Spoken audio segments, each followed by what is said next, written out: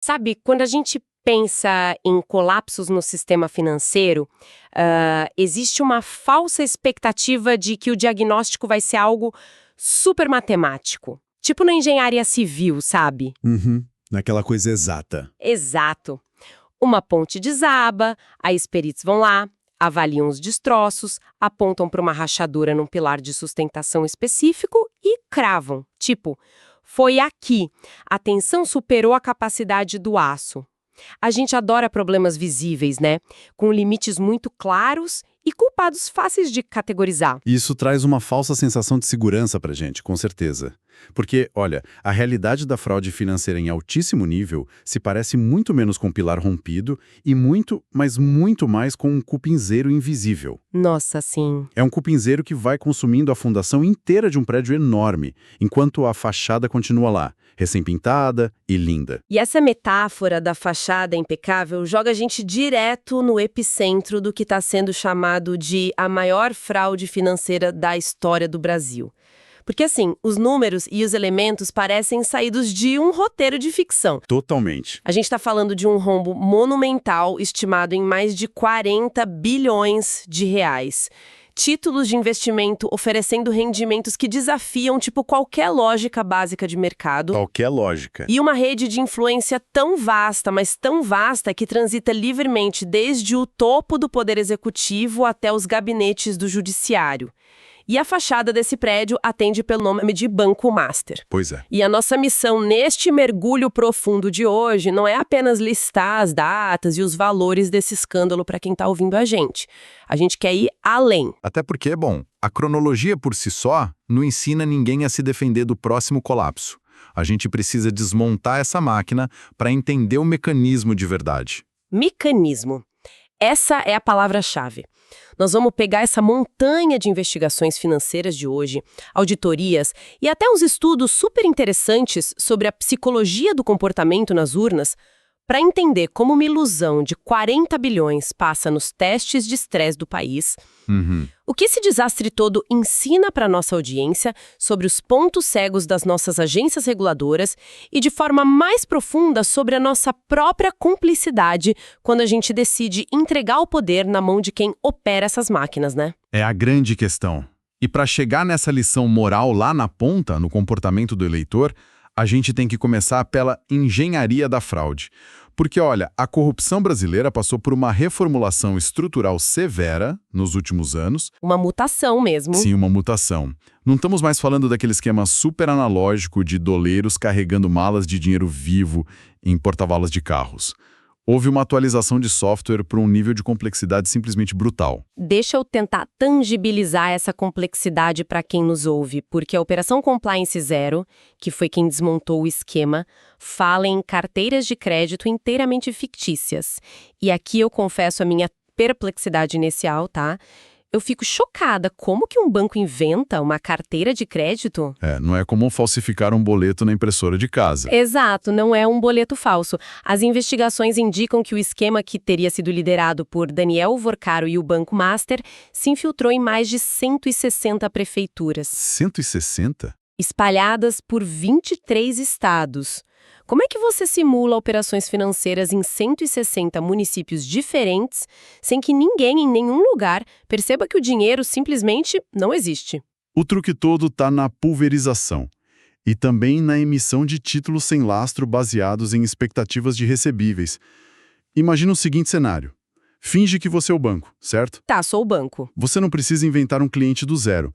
Você simplesmente usa a estrutura da máquina pública que já existe. O esquema supostamente envolvia a antecipação de receitas e a criação de debêntures e CDBs que eram lastreados em dívidas que ou não existiam na proporção que eles declaravam, ou os devedores não tinham a menor capacidade de pagamento. Entendi. Aí, eles criam uma teia de fundos de investimento em direitos creditórios, os famosos FDICs. Ah, os FDICs. A gente vê muito isso no mercado. Exatamente. Aí, a mágica acontece assim.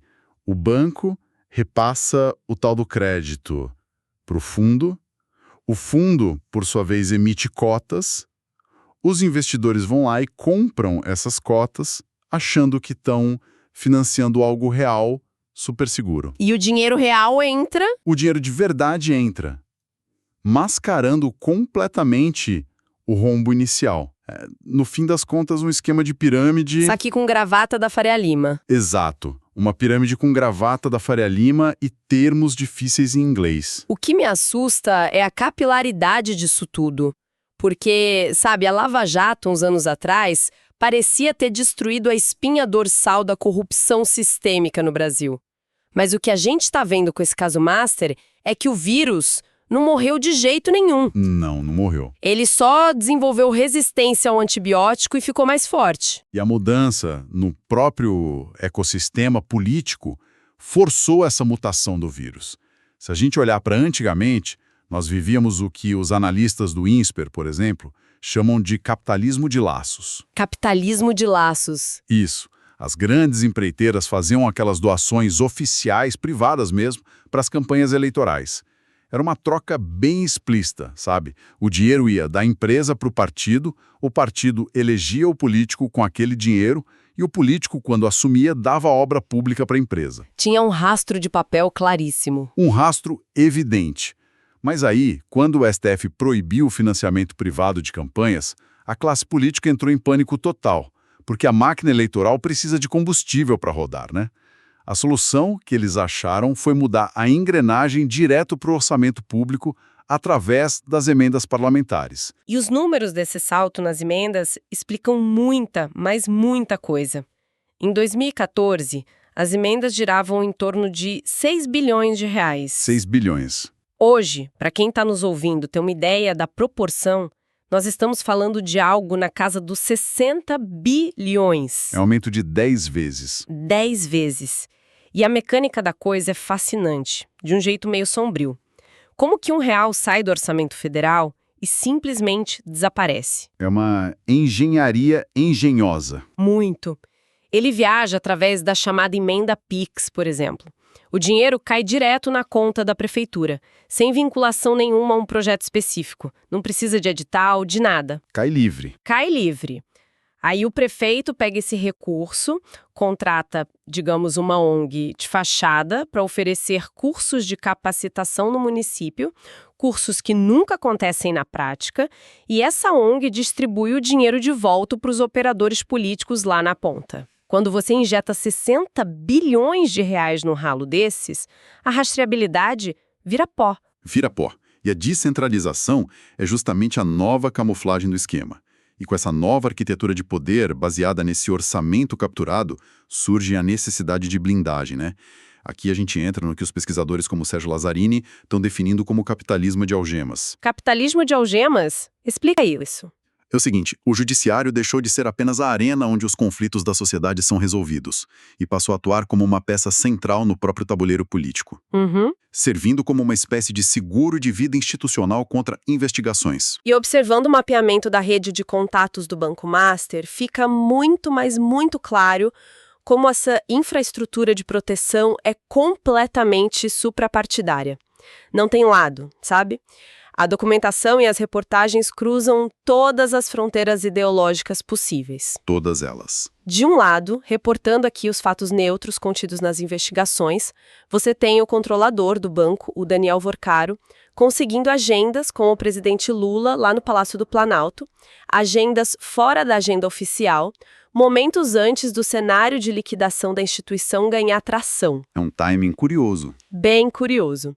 E, de outro lado, figuras históricas e líderes do chamado Centrão, como o ex-presidente Michel Temer e o senador Ciro Nogueira. Que atuam em polos opostos muitas vezes. Exato, mas que estavam ali operando ativamente nos bastidores para tentar viabilizar a venda do Master para o Banco de Brasília, o BRB.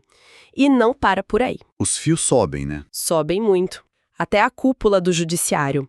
Os relatórios apontam contratos na ordem de 129 milhões de reais. 129 milhões. Isso mesmo, entre o banco e o escritório de advocacia da esposa do ministro Alexandre de Moraes. Além de ramificações que cruzam com negócios da família do ministro Dias Toffoli na gestão de um resort de luxo, o Tayayá. É o que você falou. A máquina opera de forma ecumênica. Completamente ecumênica. O que nos leva ao abismo regulatório de toda essa história, né? Porque, vamos ser bem honestos com a nossa audiência aqui. Vamos. Se o esquema era de proporções bíblicas envolvendo bilhões de reais pulverizados, dezenas de prefeituras e a verdadeira elite de Brasília. Onde diabo estavam os cães de guarda do nosso sistema financeiro? Como que uma ilusão de 40 bilhões simplesmente passa no teste do bafômetro financeiro do BC? A resposta curta é complacência regulatória sistêmica. Tá, e a longa? A resposta longa envolve entender que o sistema não apenas falhou de forma isolada em ver o erro. Ele foi desenhado ao longo do tempo para simplesmente parar de fazer as perguntas difíceis. Mas peraí, os bancos não são obrigados a manter um colchão de liquidez super rígido, aquele famoso índice de Basileia que a gente sempre ouve falar, que determina o quanto de capital próprio o banco precisa ter guardado para cada real emprestado. A matemática não deveria travar a operação antes dela explodir? Deveria, com certeza deveria. E olha só, no papel, o Banco Master cumpria todos os requisitos de Basileia. Sério? Cumpria. Mas a matemática só é boa e só funciona se os dados inseridos nela forem reais. Se a carteira de crédito é fictícia desde o início ou tem um risco maquiado, o índice de Basileia vira uma peça de ficção científica. Os indicadores quantitativos não substituem de forma alguma o ceticismo humano do supervisor. Uhum. E a falha desse ceticismo no BC tem raízes bem profundas, a começar pelo choque entre a necessidade de supervisão prudencial e a política de estímulo à concorrência. Esse é um ponto crucial que a gente tem que destacar. O Master ele se vendeu para o mercado e para o próprio regulador com a narrativa do desafiante, né? A instituição média queria quebrar aquele oligopólio dos grandes bancões brasileiros. Aquela narrativa do banco inovador. Exato. E o regulador, querendo entregar um mercado mais dinâmico para a sociedade, acabou afrouxando o ceticismo.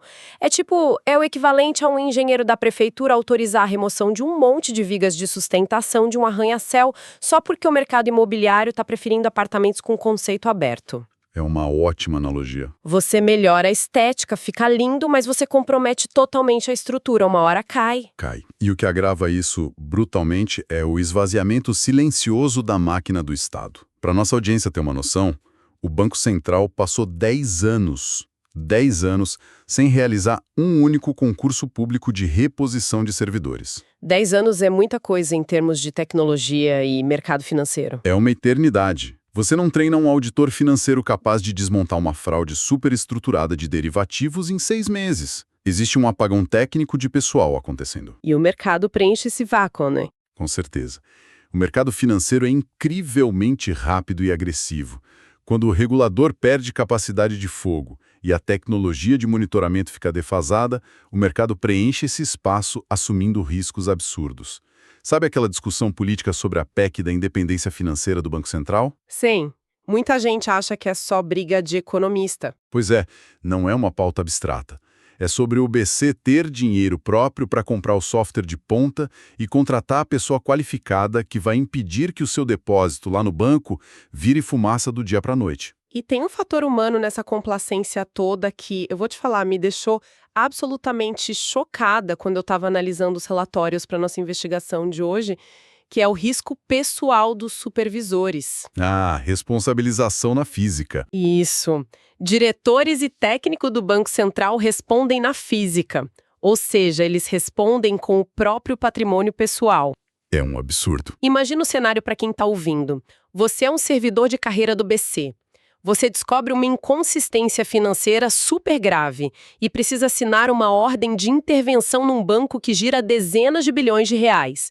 E esse banco tem os escritórios de advocacia mais caros e influentes do país na folha de pagamento. Uhum. Se os advogados reverterem a sua decisão na justiça, alegando que você está fazendo perseguição, eles processam você, O servidor. o servidor. Eles bloqueiam a sua conta bancária pessoal. Eles tomam o apartamento onde os seus filhos moram. O sistema, na prática, está programado para recompensar a omissão. É o incentivo institucional à covardia. E eu entendo eles. Porque, por que eu vou ser o herói que aperta o botão vermelho se o ônus da explosão vai cair direto em cima da minha família? Pois é. E tem um quarto elemento dessa tempestade perfeita que afeta diretamente nós, cidadãos comuns, e a nossa audiência precisa entender isso. É o risco moral financiado pelo FGC, o Fundo Garantidor de Créditos. Esse talvez seja o aspecto mais irônico dessa fraude toda, porque o FGC, ele nasceu como um extintor de incêndio. Uma proteção. Isso! Ele foi criado para proteger os pequenos poupadores caso um banco quebre. Ele garante devolver até R$250 mil por CPF.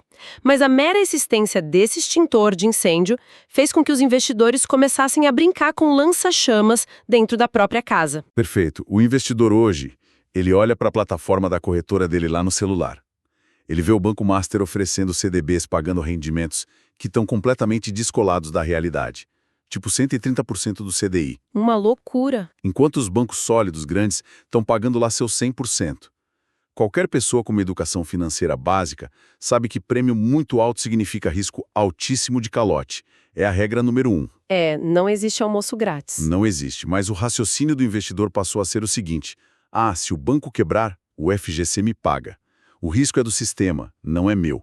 Isso permitiu que o banco captasse bilhões de reais no varejo de forma totalmente irresponsável. Porque o mercado não exigiu solidez da instituição. Exato, não exigiu solidez, exigiu apenas rentabilidade, confiando cegamente nessa rede de segurança que o Estado fornece. O extintor de incêndio virou literalmente um trampolim para o desastre. E a conta, claro, chegou. O FGC vai ter que arcar com o resgate que está sendo projetado em mais de 40,6 bilhões de reais. 40 bilhões! É o maior tombo da história do fundo. E é super interessante observar como a economia e a política são, na verdade, vasos comunicantes. Quando uma cratera de 40 bilhões se abre e a poeira baixa, a sociedade inteira sente o impacto. Nem que seja na contração do crédito no banco ou no ambiente de negócios mais hostil. A conta vai para todo mundo. E essa frustração, esse aperto, canaliza direto para as urnas. O mapa político para as próximas eleições, lá em 2026, já está sentindo os tremores disso, com a corrupção saltando novamente para o topo das preocupações nacionais. Os dados mostram isso bem claro. Sim, batendo 54% de urgência nas pesquisas recentes, tipo a da Atlas Intel, empatando ali com o medo da criminalidade violenta. A indignação social acordou de novo. E a classe política, que não é boba, percebeu isso imediatamente. E eles já iniciaram uma guerra brutal por narrativas. De todos os lados. Todos os lados. No Senado a gente viu a oposição, puxada por figuras do Partido Novo, como o senador Eduardo Girão, conseguir dezenas de assinaturas para instaurar a CPI do Banco Master. É uma tentativa clara de forçar a investigação a céu aberto. Mas esbarrou, né? Esbarrou. O processo, claro, esbarra nas gavetas da presidência do Senado e adivinha agora? Agora depende de um mandado de segurança no próprio Supremo Tribunal Federal para andar. Tá travado. E do outro lado? O Planalto, por sua vez, tenta capturar a narrativa do combate à corrupção. A gente vê o governo adotando um discurso retórico forte de enfrentamento aos, abre aspas, magnatas do crime, fecha aspas. Eles usam essa mesma onda de indignação a favor deles. Exato. Eles tentam surfar na onda que a própria operação gerou, mesmo com as relações pregressas entre os envolvidos e o executivo já expostas nos relatórios que a gente citou. O fantasma da Lava Jato paira sobre todo esse debate público. Porque, institucionalmente, a operação foi triturada, a gente acompanhou. O Supremo anulou condenações, suspendeu aqueles acordos de leniência multibilionários, Deltan Dallagnol foi cassado pelo Tribunal Superior Eleitoral. A máquina punitiva inteira foi desmontada peça por peça. Peça por peça. E havia uma crença na classe política de que, ao destruir a operação de forma institucional, eles também destruiriam o incômodo popular com a corrupção. Eles acharam que a gente ia esquecer. E o escândalo do Banco Master provou que o sentimento não foi apagado. Ele estava apenas anestesiado, hibernando. Exatamente. E aqui nós entramos na ferida mais dolorosa, eu diria, da nossa democracia. O grande paradoxo que quem nos ouve precisa encarar de frente hoje. O eleitor brasileiro afirma, categoricamente nas pesquisas, que repudia a corrupção. É a preocupação número 1. No entanto, o índice de reeleição de políticos atolados em escândalos comprovados continua altíssimo. A história gira em falso, repetindo as mesmas dinâmicas de apropriação do bem público que a gente vê, sei lá, desde as capitanias hereditárias. Desde sempre.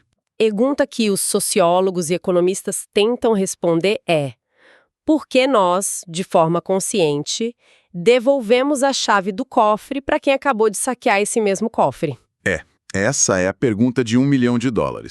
E a resposta, segundo a literatura acadêmica, como os estudos lá da FGV e da Dialnet que a gente analisou, destrói aquele mito super confortável que a gente costuma repetir. Qual mito? Aquele mito de que o povo vota mal só por falta de informação, ou por ignorância. Ah, sim, a gente adora falar isso. O eleitor é desinformado. Pois é, mas a teoria da escolha racional aplicada ao mercado político mostra que não é bem assim.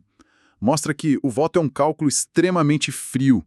O eleitor pesa o tempo todo custos e benefícios na urna. A corrupção entra nessa balança como um peso negativo, imagino? Sem dúvida, entra como peso negativo, o histórico criminal atrapalha o candidato, ninguém quer votar no corrupto de graça. A grande questão é que não é um peso eliminatório. Como assim? É que se o político enrolado com a justiça consegue entregar um benefício palpável e imediato lá na porta da casa do eleitor, a lógica simplesmente vira. Entendi. Pode ser tipo a pavimentação da rua esburacada. A pavimentação da rua, a inauguração daquele posto de saúde do bairro que estava atrasado, uma vaga de emprego terceirizada lá na prefeitura para o primo, ou, no submundo mais escuro da política, até os R$ 100 entregues na mão na véspera da eleição. A compra direta. É uma transação de curtíssimo prazo, então. O benefício é super concreto e tá ali na hora. Já o prejuízo da corrupção é uma coisa meio abstrata e jogada para o futuro. Exato. O eleitor racionaliza a escolha. Ele até sabe, lá no fundo, que a propina de hoje significa falta do remédio no hospital amanhã. Mas ele opera no modo sobrevivência. Ele garante o ganho particular imediato e racionaliza o crime do candidato. É o nascimento, ou melhor, a perpetuação daquela velha síndrome do rouba mais faz. O rouba mais faz. É clássico. O indivíduo maximiza o próprio ganho e joga o custo social lá para a comunidade pagar depois. É o fracasso absoluto do altruísmo em larga escala. E o entendimento dessa psicologia do eleitor é justamente o que nos traz a lição institucional mais importante de tudo isso. Porque pensa bem, os políticos frequentemente usam a vitória eleitoral como um tribunal de absolvição, né? Nossa, o tempo todo. Eles sobem no palanque e dizem, tipo, olha aí, se eu fui eleito de novo, o povo me inocentou. As urnas são a voz suprema. E isso é uma perversão completa do sistema democrático. O artigo da FGV que a gente leu é muito claro sobre isso. O discurso de que as urnas absolvem é falso. A urna não é um tribunal do júri, gente. O voto não cancela um artigo do Código Penal. Pelo contrário, a eleição muitas vezes premia a corrupção, se o dinheiro desviado foi justamente usado para comprar e financiar a máquina de campanha que garantiu aquela eleição. Faz todo sentido. E é por reconhecer que o eleitor tem essa falha de racionalidade, que ele é suscetível a essa barganha de curto prazo, que a democracia precisa de filtros de proteção prévios. Ferramentas como a lei da ficha limpa não são uma interferência na vontade popular, como alguns políticos argumentam por aí. Elas são a única linha de defesa real do Estado contra o seu próprio sequestro. É a barreira antes da tentação. Isso. Porque se a gente deixar a purificação do sistema político depender única e exclusivamente da moralidade do eleitor, no momento em que ele está lá desesperado por uma obra ou um benefício de curto prazo, a corrupção sempre vai ter uma vantagem competitiva e insuperável. A impunidade vira o modelo de negócios mais rentável e seguro do país. O que nos traz de volta à missão deste nosso mergulho de hoje. O caso do Banco Master não é um raio que caiu num céu azul, sabe? É o sintoma de um ecossistema inteiro que simplesmente se recusa a aprender. É o padrão. Nós aprendemos hoje que a corrupção sofreu mutação. Ela usa bilhões em emendas pulverizadas e busca o judiciário como um escudo, um seguro de vida. Aprendemos que a regulação financeira no Brasil precisa de dentes muito mais afiados, de orçamento próprio e de proteção legal para que os técnicos lá na ponta não tenham medo de enfrentar bilionários fraudadores. Eles precisam ser protegidos. Eles não podem confundir concorrência de mercado com fazer vista grossa. E acho que o aprendizado mais amargo de todos para nossa audiência. A complacência do Estado começa na nossa própria complacência nas urnas. O voto não pode continuar sendo essa transação comercial de curtíssimo prazo. Pegando esse gancho e puxando esse último fio, eu acho que a gente pode fechar nossa análise com uma reflexão, uma provocação inédita baseada justamente na mecânica do Fundo Garantidor de Créditos, o FGC, que a gente explorou mais cedo. Manda. A gente viu como o FGC acabou gerando um risco moral gravíssimo, né?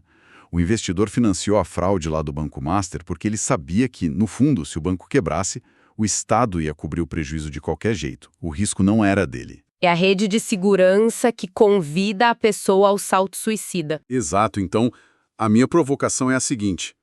Será que o nosso modelo mental, nas eleições, não criou, ao longo das décadas, um imenso e invisível fundo garantidor de políticos? Nossa! Pensa bem.